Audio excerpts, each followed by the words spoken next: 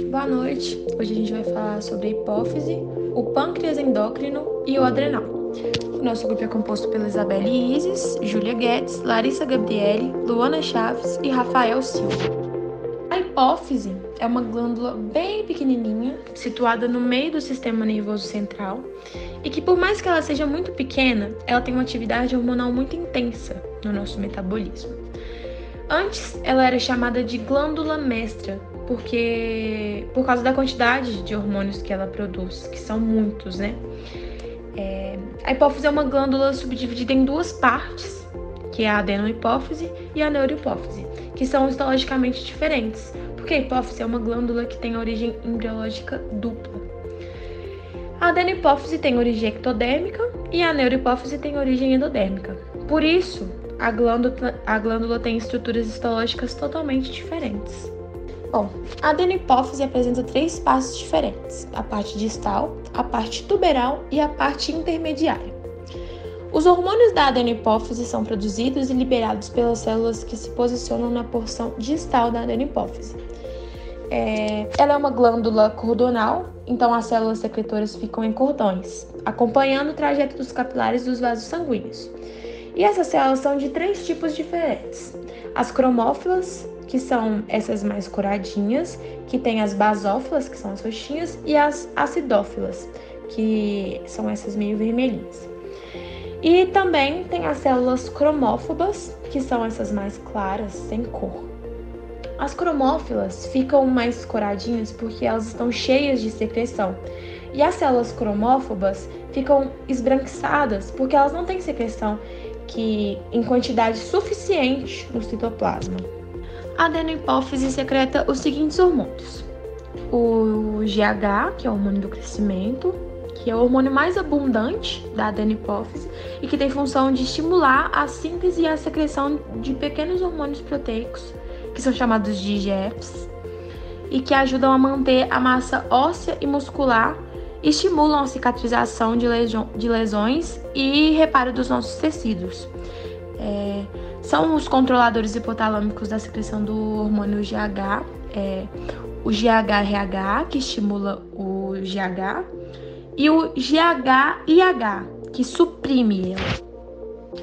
Ela também secreta o TSH, que é o hormônio estimulante da tireoide, o FSH, que o homem é o alvo desse hormônio, e o LH, que a mulher é o alvo desse hormônio. A prolactina, que nas mulheres, junto com outros hormônios, inicia e mantém a produção de leite pelas glândulas mamárias. O hormônio adenocorticotrópico, que controla a produção e a secreção de hormônios denominados glicocorticoides pelo córtex. E também o MSH, que é o hormônio melanócito estimulante. Nas quantidades excessivas, causa escurecimento de pele. A neurohipófise recebe esse nome porque tem características do tecido nervoso e não de tecido glandular. Então, a parte nervosa da hipófise é formada por axônios de neurônios associados com vasos sanguíneos.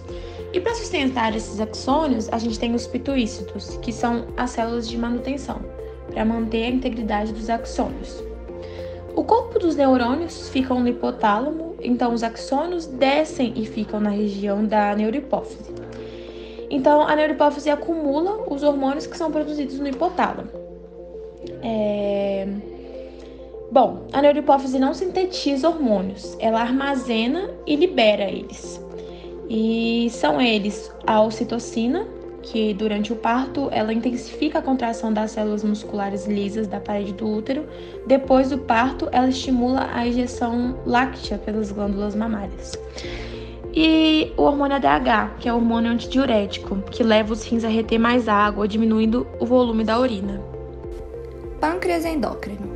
O pâncreas é envolvido por uma cápsula de tecido conjuntivo frouxo ou moderadamente denso, que envia septos para o seu interior, dividindo-o em lóbulos. É uma glândula anfícrina, com uma porção endócrina e uma porção exócrina. O pâncreas endócrino, ele é formado por ilhotas pancreáticas.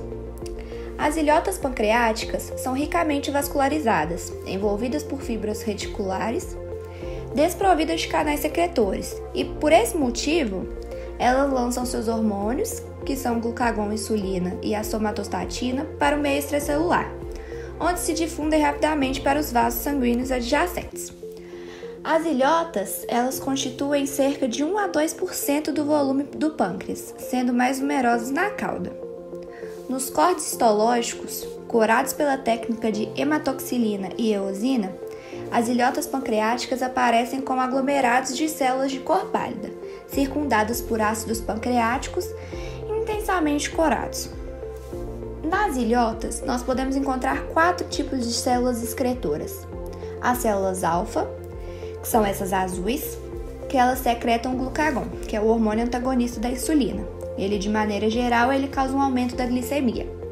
Encontramos também as células beta, que são essas roxas, que secretam a insulina, que reduz o nível de glicose no sangue. Ou seja, eles atuam juntos no controle da glicose no nosso corpo. Temos as células delta, que são essas amarelas, que elas secretam somatostatina, que atua no comando do próprio funcionamento do pâncreas, que inibe a liberação de insulina e glucagon por meio de ação parácrina, sendo muito importante também no controle da produção de GH. Temos também as células F ou PP, que são produtoras de polipeptídeo pancreático, que essas células elas secretam o polipeptídeo pancreático e atuam também no metabolismo energético. Os adrenais são divididos em 2 regiões, uma região periférica, que é chamada de cortical, e uma região central, que é chamada de medular. A cortical é formada por células secretoras, que ficam em cordões, só que com ordens diferentes ao longo dessa região. Então, essa região cortical é subdividida em 3 zonas, pelo arranjo das células e pela secreção hormonal de cada zona. E essas zonas são a zona externa, que é a zona glomerulosa, que libera hormônios chamados de mineralocorticoides. A zona média, que é a zona fasciculada, que libera hormônios chamados de glicocorticoides. E a zona interna, que é a zona reticulada, que libera andrógenos. Na região medular, as células têm origem nervosa, mas não têm secreção de natureza nervosa. Essas células da região medular produzem adrenalina e noradrenalina, que são neurotransmissores da via sintática.